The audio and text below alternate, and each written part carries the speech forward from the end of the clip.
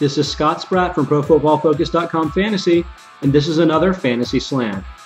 Now that we're 3 weeks into the season, it's a good time to look at the target distribution for receivers on teams, to check out which number one receivers are getting a heavy workload from their quarterbacks, and which ones that were expected to are not and may not be number one receivers at all. First, let's start with the positive guys for fantasy, and that starts in Buffalo, where rookie Sammy Watkins has 23 targets compared to 36 for all other wide receivers and tight ends on the Bills combined. Even though the Bills aren't a pass-heavy offense, Watkins is getting such a heavy distribution of their targets that he can actually be an effective top 35 receiver the rest of the way. In New Orleans, Jimmy Graham has obviously been the target hog with 31 targets so far this season, but rookie Brandin Cooks has 23 targets compared to just 13 for veteran Marcus Colston.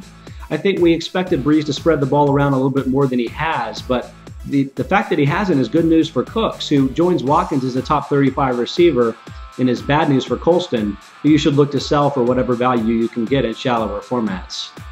Finally, on the Eagles, Jerry Maclin has returned from his injury last year and become the clear-cut number one receiver on this team.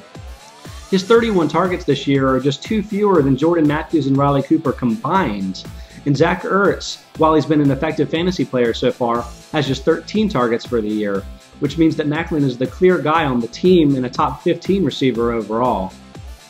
On the other side of things, let's start in San Diego, where Keenan Allen, after a very impressive rookie campaign, has just 17 targets so far this season. That's 3 fewer than Eddie Royal, and even worse, both Gates and Ladarius Green, the 2 tight ends, have 25 targets, which in effect makes Allen the number 3 target on the team. I think Allen's potential in the long term is great, but for this season, I think the return of some of the healthier players like Malcolm Floyd on the team has allowed Rivers to go all around, and the defensive attention has moved Allen's way. So I question whether he's a top 30 receiver the rest of the way. In Baltimore, it's been a huge side with the 2 Smiths. Steve Smith, new to town, has actually had 32 targets, twice as many as incumbent Torrey Smith. They just lost Dennis Pitta to what looks like a season-ending hip injury, but last season, Torrey Smith was more effective with Pitta, with 10 targets per game with Pitta on the field, than he was without Pitta, 7.25 targets per game.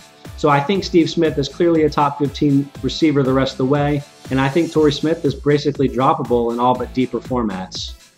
Finally, in Seattle, after what looked like a really strong start to the season on the NFL opener, Percy Harvin has just 17 targets for the season compared to Doug Baldwin's 16. I think we really expected Harvin to be a potential PPR threat this season, but the lack of targets are going to make that really difficult, especially with his low average depth of target.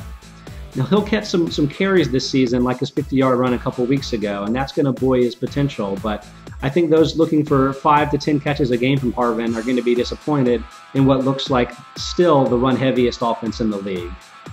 From Pro Football Focus, this is Scott Spratt.